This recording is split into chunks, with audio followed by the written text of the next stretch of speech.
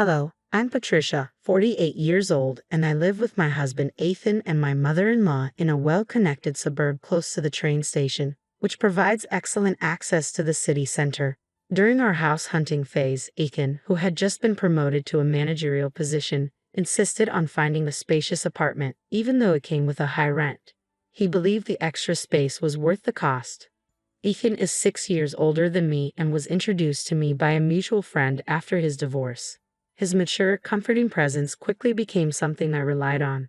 After 3 years of dating, we decided to get married. When I revealed my struggles with infertility due to a past illness, his affection remained unwavering. My feelings for him only grew stronger even after learning about his previous marriage and his son Willie from that relationship. "I'm truly sorry to ask you to live with my parents and son," Ethan had said. "I promise I won't let you suffer. I'll ensure you're happy and give you space so you don't feel suffocated." He suggested moving into a large apartment where I could have my own room. Willie, turning 9 that year, wouldn't require much care, especially with his grandmother around to help.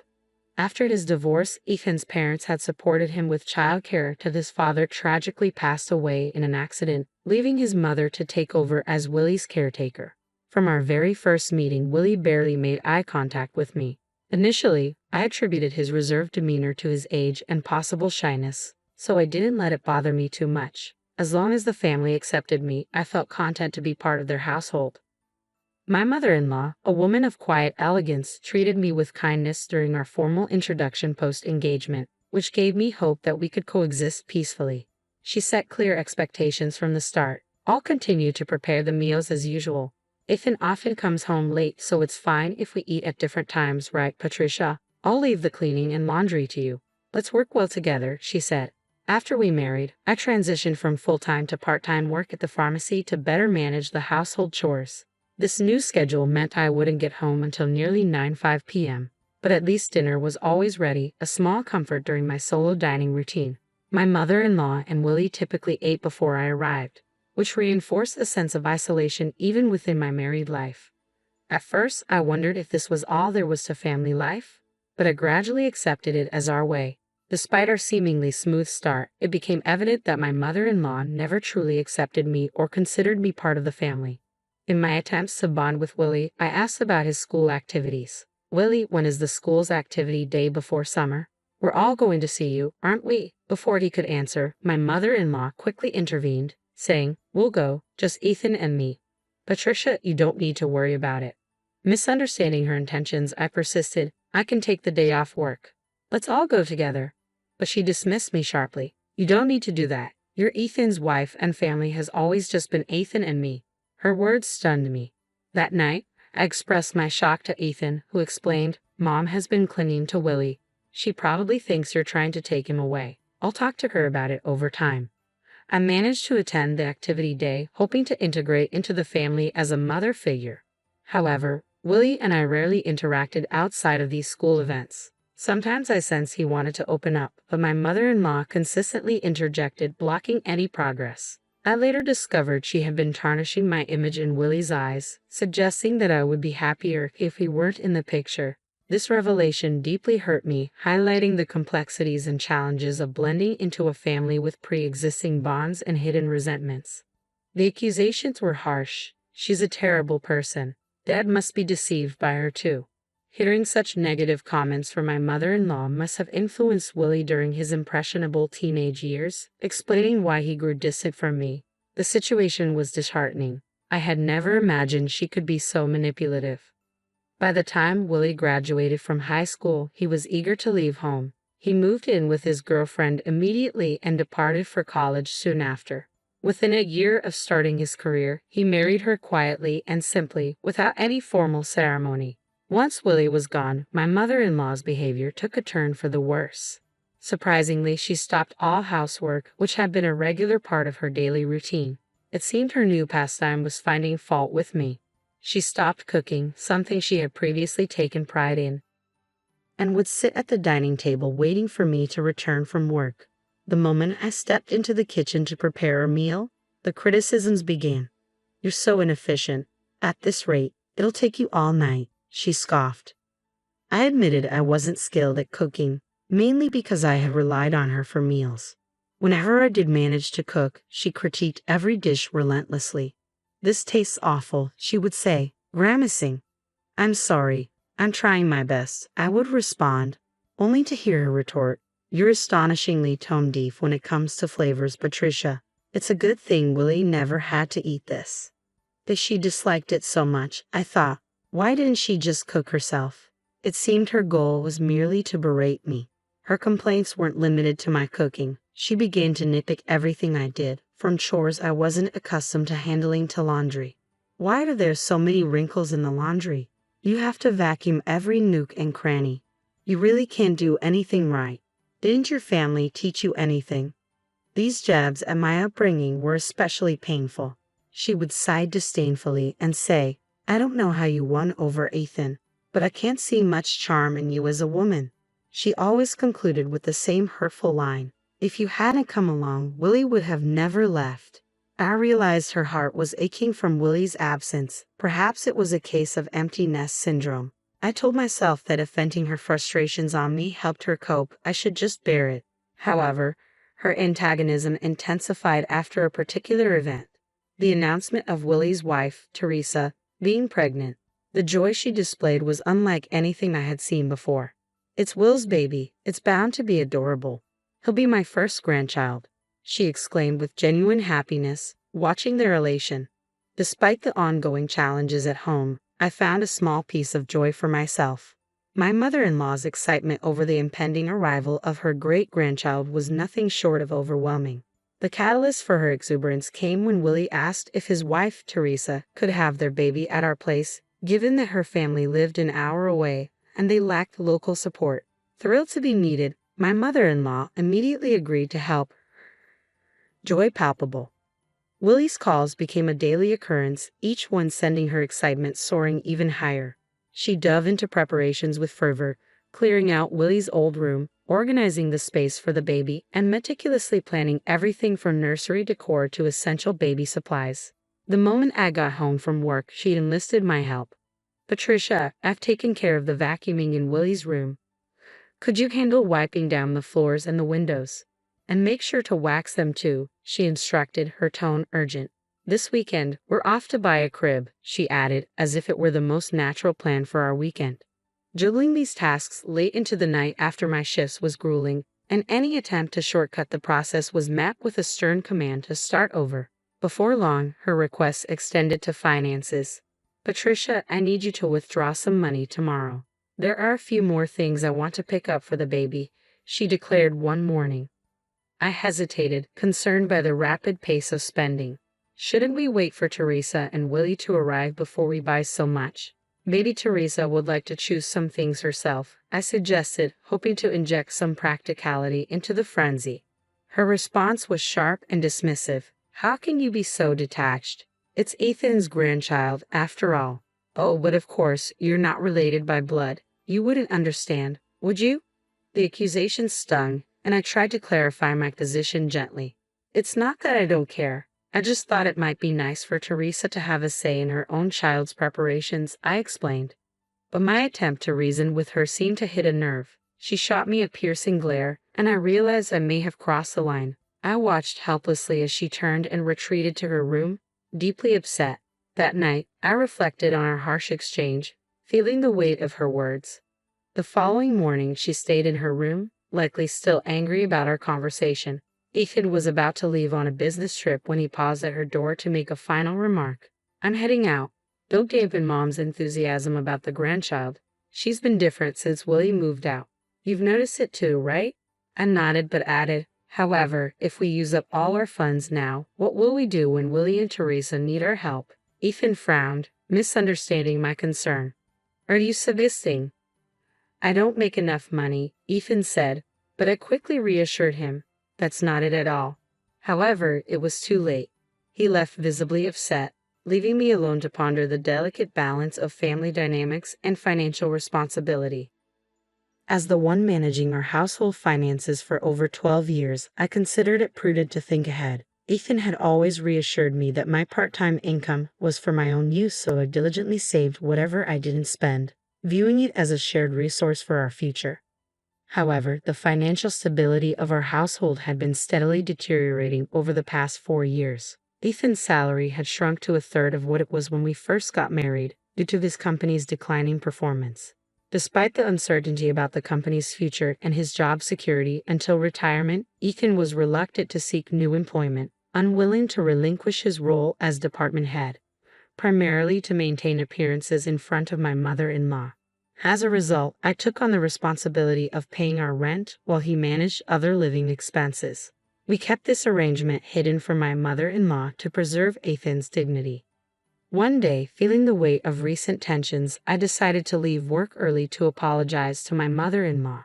When I arrived home, she was already seated at the dining table, waiting for me. "I'm sorry about yesterday. I may have been too harsh," I began, but she interrupted me with an icy demeanor. "Willie and Teresa are coming back to have their baby here. I need you to move out," she stated bluntly. Stunned, I barely managed to ask, "I have to leave?" She confirmed, "Yes, we don't need another mother figure. You've been redundant for a while now. Willie and his family will be living here. Make sure you're out by tomorrow." Her words hit me like a freight train. I had never felt fully accepted by the family. I had always been the outsider. Now, with Willie's return for the birth, it was clear I was a failure. "You were allowed to experience raising a child. Be grateful for that. We have no obligation to support you anymore. It seems Ethan is tired of you too. Maybe he's getting along well with a new girlfriend by now." Shocked and heartbroken, I grabbed my bag and left the house, wandering aimlessly to calm my shaken spirit. I tried calling Ethan, but despite my mother-in-law's insinuations, he didn't answer, no matter how many times I dialed. I even called his office only to find out he had taken a few days off. The suspicions seeded by my mother-in-law started to seem more plausible. Overwhelmed with emotion and tears streaming down my face, I found myself in front of the pub near the station, a place Ethan and I used to frequent when we first moved here. It still stood as a relic of happier times. As I entered, the owner's face clouded with concern before he recognized me. "Hey, long time no see." "It's been about 6 years," I replied, trying to muster a smile despite my distress. "Yes, it's been a while. I remember you," he said, offering a nod of recognition that brought a brief sense of relief. "Can I get a beer and a mixed plate of charbroiled chicken?" I asked for a small comfort in this familiar place, a refuge from the storm swirling through my life. As I settled into the pub, I engaged in light conversation with the owner, a man of few words, while sipping my cold beer and savoring the charbroiled chicken. Pulling out my cell phone, I lit up the screen to reveal a photo of Ethan and me taken on Willie's 17th birthday. He looked dashing in the slim suit we had chosen together, and I found myself wishing for a closer family bond. The beer seemed to wash away the day's troubles, and as I contemplated my next steps, I browsed for moving companies, discovering one available for the next day. I bookmarked a couple of junk removal services, saving their contacts in my favorites, and changed my screensaver to something less personal. A sense of mental clarity began to return, and the meal tasted exceptionally good. Perhaps a small comfort amid the chaos. I decided to give the situation more thought once I was back home. As I walked away from the pub, a young waitress hurried towards me. "Excuse me, are you Mrs. Patricia?" she asked. Having noted my previous screensaver, she hesitated, then dropped a bombshell. She believed my husband was having an affair with one of their employees. We exchanged contact details, and she promised to keep me updated. Suddenly, the pieces began to fit together, validating the harsh words of my mother-in-law. Instead of feeling sad, a fierce anger surged within me. It was time to confront this head-on. That evening, I contacted the moving company and resolved to leave the next day. If there was no conspiracy and my mother-in-law and Willie were indeed plotting against me, I no longer felt obliged to maintain appearances. I packed my belongings relentlessly until midnight. The movers arrived promptly the next morning, and I instructed them to take everything I had purchased. I was determined to erase any trace of my presence. My mother-in-law was taken aback by my resolve. "I'm taking everything I bought. You can start fresh tomorrow," I declared. "I'm taking everything I bought," I declared, barely suppressing a laugh at her protests.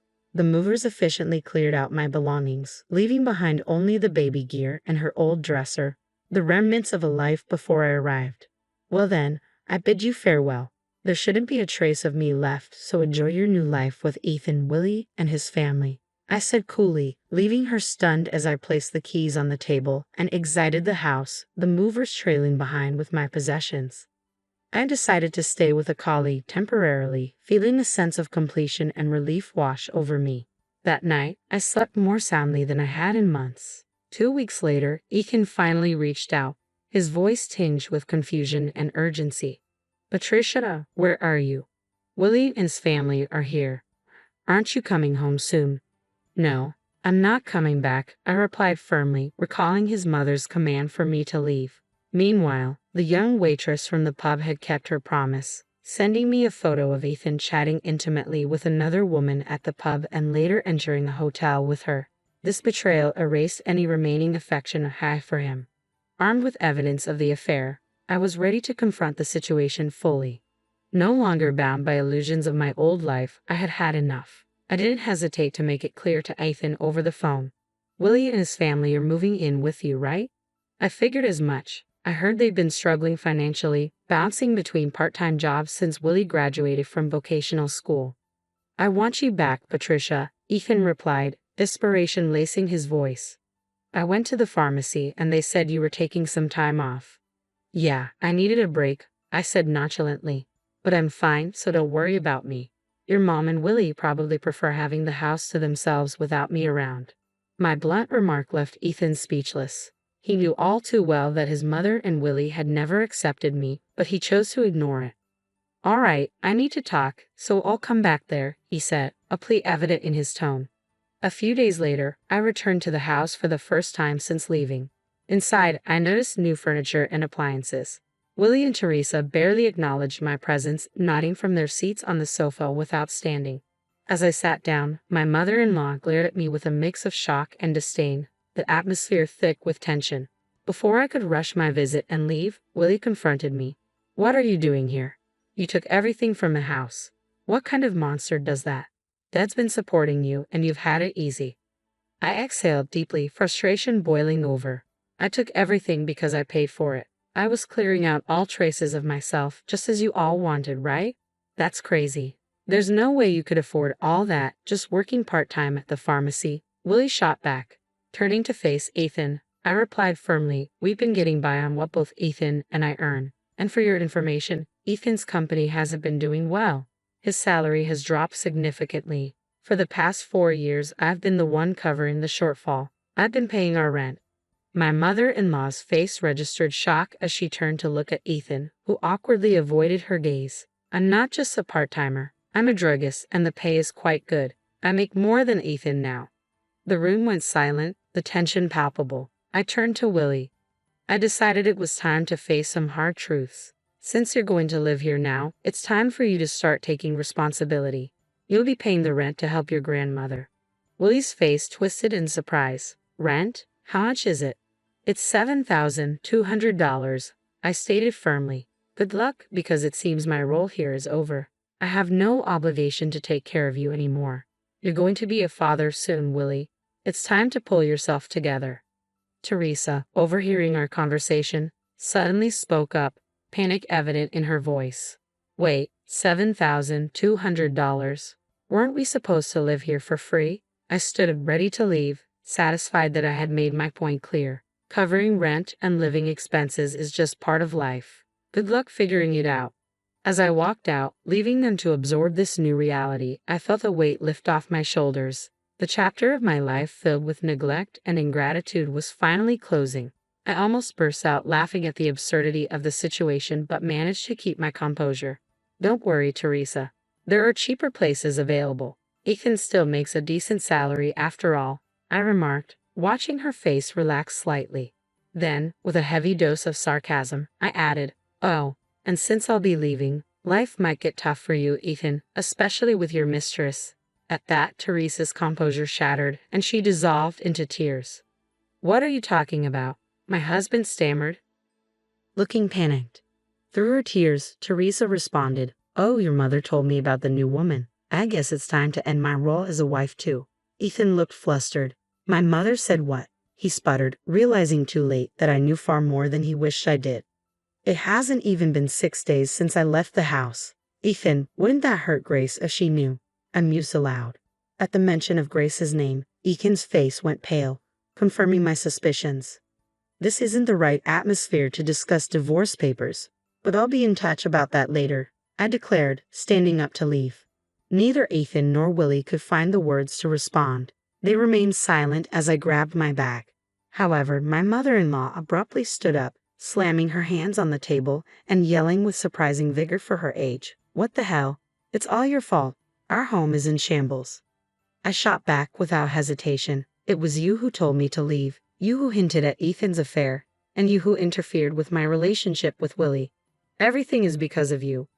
A rush of anger surged through me, and I regretted not being more assertive in my relationship with Willie and not standing up to her sooner. "Willie has nothing to do with this, Ethan. It's time for you to step up. You're going through a hard time. You should support him as his wife and take responsibility as a family member," I admonished. "What is she even talking about?" my mother-in-law muttered, bewildered. "If she hadn't called Willie back home, if she hadn't hinted at Ethan's affair, I would still be supporting Ethan in this home. Where are you, Willie? Why are you still here? It's all her fault," my mother-in-law concluded, her lips pressed tightly together, trembling with emotion. I slipped past her and quickly left the room. Afterward, Eakin agreed to the divorce rather easily. My determination and the undeniable evidence of the affair left him no other choice. Shortly after, it seemed they began the process of moving out of the apartment. In the end, Willie and Teresa returned to their own apartment, opting not to live with my mother-in-law. Ethan appeared to be considering remarriage, but Grace was furious over the alimony and his request for her to live with his mother. I heard they were now deliberating their next steps after everything that transpired. My mother-in-law eventually ended up in a care facility. It's somewhat melancholy to reflect on the irony of her situation.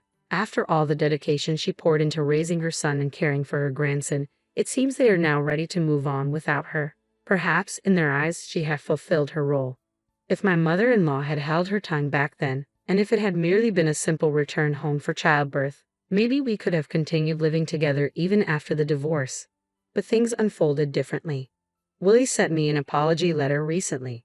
In it, he expressed his childhood longing for more affection and explained that he couldn't talk to me freely because his grandmother disapproved. He also shared how pleased he was whenever I attended his school events. Reading his words, I wondered if I should have made more effort to connect with him. Maybe then our relationship could have taken a different path. Despite the end of our familial ties, I find myself silently hoping for Willie's happiness in life. As for me, I've returned to my job as a druggist and rented an apartment close to my workplace. I didn't feel right keeping the furniture and appliances I had taken from the house, so I arranged for a junk removal service to take them away. Life without the constant criticism and interference of my mother-in-law has turned out to be peaceful and comfortable. For now, I am focused on living for my own happiness, no longer beholden to fulfilling someone else's expectations or desires. It's a new chapter, one where I can finally breathe freely and look forward to what comes next.